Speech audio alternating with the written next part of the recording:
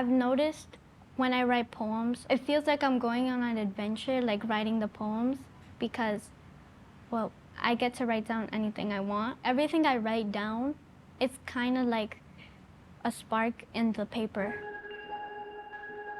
Poetry is like creative writing. It could be a story, it could be a haiku. Poetry uses metaphors and similes to capture that one bit of ineffable emotion. Poetry makes you feel like, wow, there's someone out there just like me struggling with the same thing. Because some people, it's easier to like draw or write out their feelings than saying it. They can just say what's on their mind and make it a beautiful thing that people just love to read. It can inform, so it can make people do better.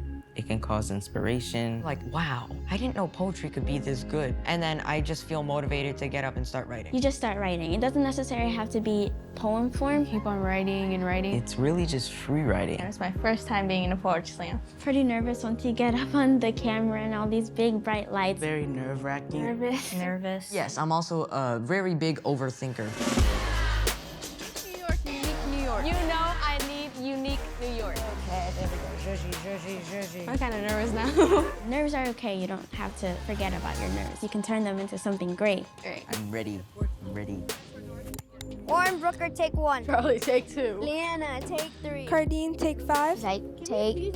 They say the name of the scene, right? So it's like Harry fights Voldemort. Action.